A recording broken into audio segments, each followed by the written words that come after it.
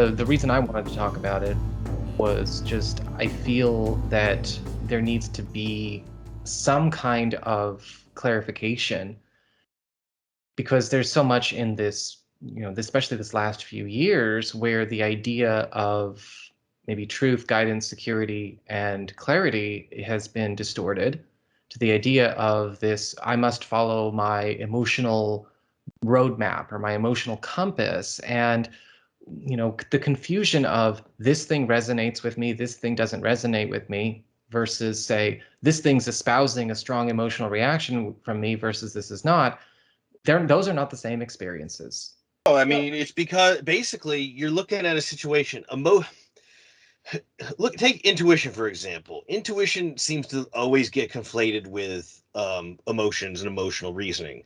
Right. And no, I mean the emotional response to the intuitive experience is just the emotions attachment to whatever, and that's the things. Emotions attach to things, Yeah. so that kind of distinguishes what we're going to get at here with resonance, and that the resonance doesn't have the bondage that the emotions have, and so when we kind of feel things out, it's really important to recognize, okay, what are the feelings attached to right now?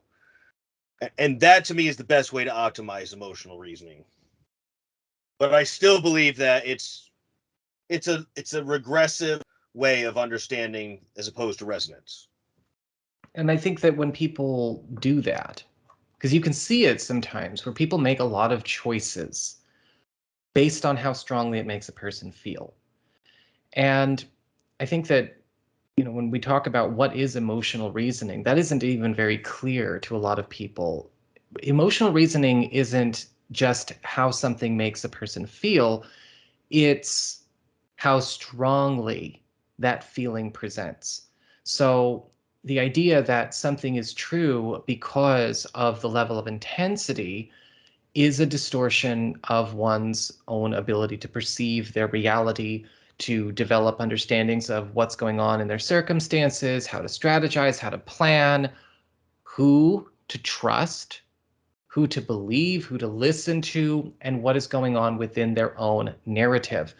And we've seen it happen a lot in politics over the last few years. We've seen this happen a lot in just the society in general, but it's not necessarily something that is a new development either. It's just something that seems to have gripped a lot of people and has been given, I guess you could say, the freedom to run wild. And I suppose, yeah, people are free to be and do what they are, but it's not healthy. It's easy to kind of just, on the flip side, it's easy to kind of just critique and point out the limitations of the emotional states and reliance on rationality. But at the same time, they do serve us. Sometimes you need that rage, that burning rage to Oh, drive sure. on. There's a need. Um, but I think it's safe to say that in general, we as a species, we're punching we're kicking the wall here and using these modalities, and we can't keep going. We have to shift. We need to shift into a state of resonance, vibration, and detach from this over reliance on these modalities. I love that you call them modalities. That's actually a really, really cool philosophy. Yeah, I mean, it for me it works as a conceptual model. I mean, simple Well, as that. however you want to term it, I mean, it is brilliant and it's very, very true. And it And allows you to rein them in. It kind of disempowers. We kind of get lost in thinking and believing that these modalities are the kind of end all be all. But even just distinguishing them, we're recognizing a dualistic perspective that's not there. well, I think it's a part of, you could almost view it as an extension of a part of the human condition of, okay, we have to stop looking at the tools as the power. The tool Yes, isn't, exactly. the tool is not the power. The I tool mean, is we've not the been power. learning this in fairy tales, the muses. How you phrase that, Yes, this was but what was textbook. that Dungeons and Dragons movie where anyone listens to this that knows what I'm talking about. Basically, this guy believed if he had this amulet, he had all this power to stop the evil beings. And the villain laughed at him and said, "Fool, the amulet has no power. It's the man who charges the amulet." Right. We have the power. If you put the power behind you, or if you're putting power behind something, that is what you are choosing to share your own power with. I mean, it's interesting to talk about emotional reasoning versus resonance in this sense, because it does really show where those kinds of experiences or that kind of phenomena can actually pull somebody out of the flow. And where a person is no longer in the flow because they may actually be in a situation where they are feeling their own emotional imperatives, however those emotional imperatives were imparted upon them, whether it was something going on with their past, something going on with their culture, their reaction to a certain stimuli. They're no longer in the flow with spirit, in the flow with cosmos, in the flow with their higher levels. The emotions have taken precedent and priority to the point where it's all about a dialogue with the emotions, almost like a private conversation within the self that is blinding and deafening the person to what is going on outside the immediate self. And without the flow, they might not actually be working in harmony with the rest of the universe. Well, the flow is really the way is kind of is a way to recognize if you are resonating with something, because that's the under and overcurrent of all reality through the cumulative effect of the collective will of all. So it's ironic, it's almost paradoxical to think, but our attachments actually detach us from the flow and detach us from a state of resonance. So regardless of whether you find yourself relying on emotional reasoning or hyper rational reasoning or whatever form of reasoning you're making, it's important we recognize our attachments, because they're not always going to serve us in a way that aligns us with the flow and allows us to resonate with the experiences we need to have. That's absolutely true, because I know plenty of people and circumstances where a hyperdependence on logic and the left brain has actually been quite crippling to them. Because in a lot of cases, especially when it comes to things like logic and the dictations of logic, there isn't really a whole lot of room for evolution. It's it's there to hold up a structure, right? Logic is it should be viewed as a potential lattice work, but not something that is a rule for life. And very much like emotional reasoning, I think an excess of logical reasoning or that hyper-rational reasoning is still going to pull somebody into a space where a huge fraction, sometimes in some cases I've observed a majority fraction, of their reality experience is an extremely cumbersome mystery to them. And they kind of get locked in this never ending battle to try and gain control by making rational sense of things in a universe that is extremely creative and absurd at times. And because of that creativity and absurdity of the universe, you can rationalize anything. I mean, it's easy to kind of put rationality into this perfect box of order and structure, but honestly, it can permeate into total chaos and create and beget more chaos.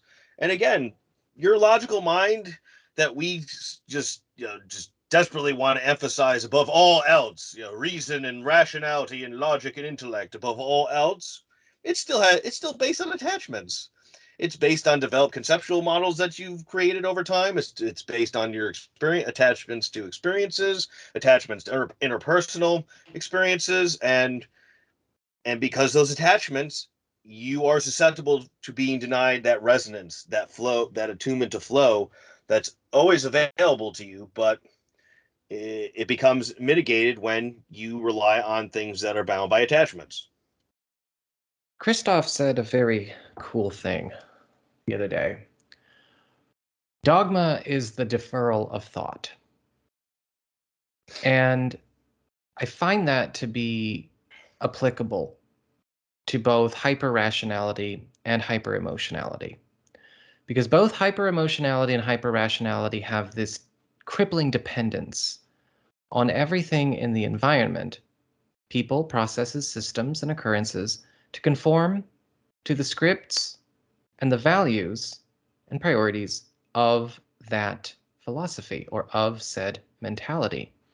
And when you're in a situation like that where you can't function because you realize that your personal logic is built off of deferred thought, faith in the illusion of secondhand experience, as well as this idea that there is some kind of perfect script that if everyone got on it, we'd have paradise by now. You're going to, be crippled. You can't adapt, you can't grow, you can't evolve until your resource evolves, your technology or your information stream or your attachments evolve. Same thing with emotionality. Excess emotionality, there really isn't a priority to evolve anyway. The priority is satisfaction, not evolution, or not satisfaction. Let's say the priority is gratification, not evolution. And so you can't even grow with that. You can't even get things going in that regard. So, the I middle love way, I that part where suppose. you kind of distinguish the gratification point, because that's what reliance on emotional and intellectual reasoning seeks, that kind of gratification point of, okay, conclusion accepted and whatever you were looking for achieved. But the problem is, yeah, this is something we do need to evolve beyond, because they both bleed into each other. If you're that hyper rational person who's just got this conceptual model on lockdown, when you are faced with the encounter of the threat that challenges that model completely and wholly, you're probably going to have an emotional reaction, and you're going to play with that reaction. You're going to respond to that reaction in a way that reinforces your apparent and obviously limited conceptual model that's just been shredded to pieces, Right. and you're not going to grow. You're going to be stagnant. And if you are really unlucky, you might be in a situation where the rest of your life is spent trying to make that work for you anyway. And that's, whole, Yeah, that's the hamster wheel we find ourselves on. And we wonder why things aren't manifesting in the way we think logically, rationally should be. Well, what did you expect anything to be different? You're relying on forms of reasoning that are inherently insufficient. it's like that Scott Fitzgerald quote. I don't know if you've heard it. You probably have. The test of a first-rate intelligence is the ability to hold two opposing ideas in mind at the same time and still retain the ability to function. One should, for example, be able to see that things are hopeless and yet be determined to make them otherwise. There Exactly. is, it's that is the challenge. And you and I have both come through insanely difficult circumstances in our lives. You way more so than me. And I don't know about that, but okay. well, okay, that's my opinion. That's my opinion. Opinion noted. We could debate about that, but I mean, We'll it's save that for the personal revelatory show. right. Yeah, where we just go completely apeshit. Just The bonkers. they're all gone. But I think that the the biggest thing that stands out to me is that you and I have goals and dreams and aspirations, both private and shared, that seem almost unattainable at times. And while you may look, we all go through it, right? We all have our different aspirations of what we want. Some people want a better place to live. Some people want a different body. Some people want a different bank account. Some people want a different job. If all you do is look at the immediate circumstances in front of you as to the truth of your reality and potential, then you are either giving into logistical reasoning or emotional reasoning to the point where you won't get out. Resonance is something that it's quiet and it comes from within and behind. It's not something that necessarily lights off a powder keg. How do you know when you're resonating with something as opposed to having an emotional response? Well, at our core, I mean, we are vibration. We're individuated vibration manifesting itself through the various multidimensional realities. And so it, when I'm resonating, when I find a state of resonance, there's almost no emotions. It's more about everything is capable and available to me at once, whatever experience I'm going through. And so for me, the most resonant experience that I engage in from a physiological standpoint is swimming. When I'm immersed in a liquid, I'm at my highest state of resonance. The vibrations are in synchronous harmony. I'm fully capable and able. My mind flows in its utmost optimal way, and I am not bound by the attachments of the emotional states. It's almost resonance is in a lot of ways not detached. Yeah, it is detached of emotion, but we conflate emotion with resonance because emotions by their nature are bound to things, attached to things. You know, past experiences we had that were attached to invoke emotions. Okay, previous experiences, conceptual models, all the things that attach to the psychological makeup of who we are invoke the emotions. So it by definition is a form of attachment, and attachments are not the most optimal and efficient way of relating to reality because they come with conditions. Okay. So when we become dependent on our emotions to understand, we are putting conditions on the possibilities available, which is basically adding limitations to something that's doesn't, it's not, that's, it's imposing of limitations in an unnecessary way. So it's kind of easy to think about the fact that emotions do, they're old, they're kind of they're a primal aspect of the human being, but they sure as hell ain't as old as resonance, and they don't have a place in the evolutionary process that resonance has. They just don't. They're on different wavelengths, different functions. Resonance will still be available beyond the emotional stage. When you expire in the human form and you return to source consciousness, whatever realm of consciousness or form you choose, this emotional stuff, this baggage, it's gone. It's not there because And it's you not part of the vibrational state. and you can even extend the idea into, look, we have to maybe sometimes delineate between feelings and emotions because they are very different things. Feeling connected. Connection isn't an emotion. Love isn't an emotion. It's all about what exactly is occurring in the exchange or in the experience that is opening up more of the self to more of its skill, ability, power, understanding, and truth. And in a lot of ways, emotions cloud that. Now, that's not to say that we're just saying emotions are bad. You can still evoke emotions in me, just as I'm sure I can evoke emotions in you. No, they're If not bad. They're just primitive. yeah, you're gonna do things that, you know, evoke happiness in me or silliness in me or irritation in me, and I'm gonna do things that might evoke happiness in you or pride in you or concern in you, and that is perfectly fine. But those are different experiences from the resonance that we have.